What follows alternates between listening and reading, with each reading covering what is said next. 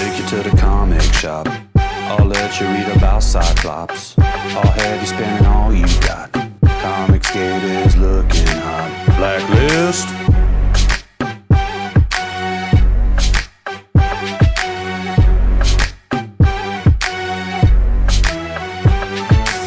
All right, here we go again. Left Hand Legit back in the house. The Magical Mystery Tour never stops here at Testosterone Overload, and we're just going to get right back into it with the crossover event of 1992. It's the X-CUTIONER'S song Part 7 from X-Men number 15, and business is about to pick up, Kang. If you recall from Part 6, Reaper was just about to slice the domes right off of Quicksilver and Gambit, but thankfully, Havoc shows up, lays waste to Reaper's scythe. Not even Bob Vila could save it. These witty 90s lines, I love it. Let's get a self-high five for Fabian Nacho Cheese. Boom, Psyblade to the head, but it's not Psyblade. I don't want you to get confused. This is not Mark Silvestri Appreciation Week. It's just Psylocke rocking her Psyblade. Luckily, she's about to get taken out too, but Boomer saves her. And Forearm comes in, but you know, he's not a match for these dames. They're rocking it. And then, you know, you got Storm and Polaris and Rogue. They're chasing the Dragoness. Not a big fan. Big fight. Awesome action. Beautiful art. Bobby comes in, just rocking it. And then this is kind of fun. See, this is Rusty and Skids. They are former members of the New Mutants, but now they've teamed up with the Mutant Liberation Front. And Skids just gives a kick right to Boomer's face. And poor little Boom Boom, you broke my jaw. Can you first feel stop them bombs from whistling with Chun's point blank? Your choice. Incredible, even with a broken jaw, she can't shut up. I love it. I know girls just like this. Anyway, so they keep fighting. And it's just, you know, it's a brawl, man. It's a brawl. I don't want to tell you what's being said here because I want you to pick this comic book up because, honest to God, like, you know, back in the 90s when this series ended, everybody kind of shit on it because it didn't deliver what it promised. See, it promised that we were going to get the origin of Cable. And we're going to get tidbits of Cable's history, but we don't get the complete origin here. It's kind of a ripoff. It's kind of a cheat. But the art is so good. And everything written by Fabian Nicieza is just fantastic, man. I cannot say enough good things about this guy as a writer. I have yet to find a book where he has politicized it, and he's had those opportunities. And when you read this, you'll see those opportunities come up, and he refuses to take them because he's a great writer, and he doesn't want to polarize his audience. So, you know, meanwhile, in the windswept Canadian province of Newfoundland, 5 miles north of St. John's, we have Bishop, Wolverine, and Cable. And they're, you know, obviously trying to figure out what's really going on here. What's up with Strife? We don't really know why he's done what he's done. But we're on to him. We're on to him. And they got, like, these machines. And I don't really understand, like, these machines and what they're doing. I think they're from Department K, which is, like, a Canadian, you know, government thing. But anyway, so my boy Cable is just like, we need to body slide by 3. Gray Malkin bound. Cable, son of a, what are you? Sharon. They body slide, which means like they transport. They beam. Can we say they beam me up? But anyway, no Scotty involved. So back at Xavier's school, Peter, Colossus, is like complaining because his brother's dead and he doesn't know how to deal with it with his family. And then my favorite, Strong Guy, shows up and he's just, you want some coffee?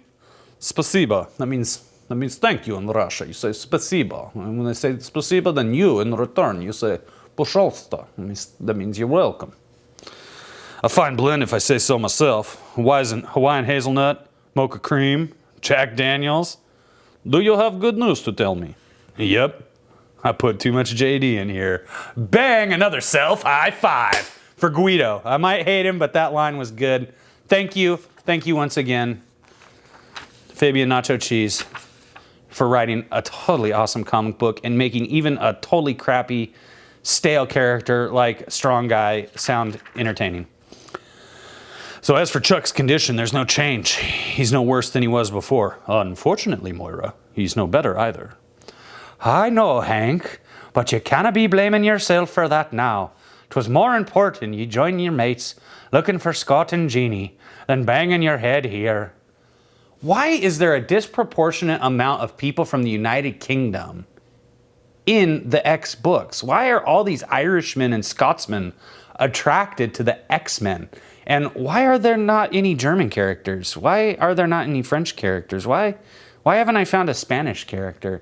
Why haven't I found a Croatian character? Why haven't I found a character from the Czech Republic? Where are the Turkish mutants at? Where are all the mutants from Africa? Why is Storm the only mutie to ever escape the Dark Continent? You know, I feel like we need more diversity in comics.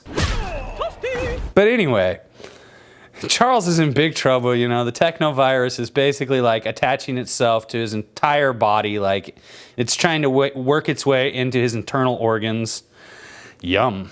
So anyways, this is where we're gonna get some good stuff here, because Strife's character is really developing in this. Somewhere the enigmatic man called Strife watches the game being played, and though the pieces slide across the board in a fashion exceeding his expectations, the chessman takes little satisfaction in the proceedings. It unfolds before us, Zero. The stage is set. The curtain of revenge opens, only to reveal the theater of the absurd behind it.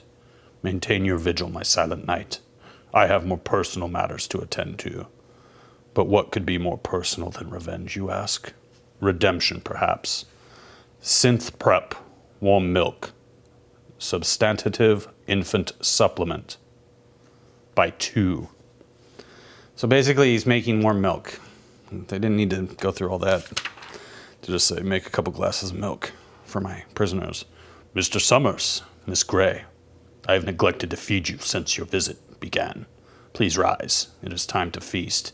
And of course, you know, Scott the Jock is up and on his feet, even though he's been totally useless and worthless. And I don't even know why he is going to be allowed to lead the X-Men after this. He should be fired. He should be totally shit-canned. Charles should give him a pink slip at the end of X-Cutioner's song, get him on his way, so that Wolverine can finally get in his girl Jean. You know what I'm saying? A little something. Scott! I will not abide such tantrums. And he just like destroys Scott, because Strife is badass and Scott's a puss cake. It's time to eat. It is good for you. Can't move. Even my optic beam. Open wide now. There's a boy. There's a good boy. Little boy enjoy his dinner. Did daddy do it right? Okay, I added the daddy part because it belonged. Is that how it's done? Is that how you nurse a child? Is it? Is it? Scott! Our power's gone. A dampening field. Something. I don't know what to do, Jean. I'm useless. I'm useless. I just tried to impress the world. I just wanted you to like me more than Logan, but you never did. I know you close your eyes at night when we're alone and you imagine him on top of you, thrusting, pumping, wishing it was anyone but me, anyone but plain old Scott Summers. Sorry. Okay, I might have gone too far there. No, I didn't go too far there, Scott. If I can easily understand what it requires to wean a child, so should you. Until next time. So there's some serious daddy issues going on here, as you can tell with my boy Strife. Zero, the time has come. I must confront the Forever Killer directly, before he has the opportunity to piece this puzzle together. To the land of the Pharaohs, then, my friend. And you know, Zero opens up the time displacement hole. Boom. Thank you, Zero. I will summon you when you are needed. Sorry if I get a little too much into my Apocalypse voice, you know. I gotta practice my bad guy voices. There's a lot of bad guys in this. We got Strife, we got Mr. Sinister, we got Apocalypse. That's a lot of different, like, big bad voices to do. So, sorry if they fade one into the next. There was a time when this desert... Okay, so, you know, boom. Strife shows up. Here's the Dark Riders watching over Apocalypse. And, you know, he just like, you cannot stop this dude. You cannot stop Strife. He is bad. Come out, Time Walker. Come to me now. Uncertain, unknowing, weak, childlike. Come to me. as I came to you, a babe with need for succor. Come to me. Apocalypse! Who are you? As you are the devil of yesterday who haunts my tomorrows, I am the demon of tomorrow who has come for cold retribution. I am Strife. Remember it, for that is the name of the man who is going to kill you. Loving it. Oh, more Dragon Quest. Loving it. I'm telling you, this kid here, man, this mullet he's got, they got to get rid of that. I know a guy who can get you a solid haircut, kid. So, there we have X-CUTIONER'S Song Part 7. And I'm going to keep rocking and rolling here today. I'm just going to go read Part 8 right now. I'm going to come back. I'm going to make another video and put it up for you guys so we can get through this X-CUTIONER'S Song because I'm just enjoying reading these comics. Thanks to Fabian Nicieza. Thanks to Andy Kubert's art. Thanks to Greg Capullo's art on another book. Thanks to Brandon Peterson's art. And even thanks to Jay Lee's art, even though it doesn't fit, you know, with these. It's kind of like one of these things is not like the other. Yeah, you know. Okay, that's it. We're out of here. On Testosterone Overload!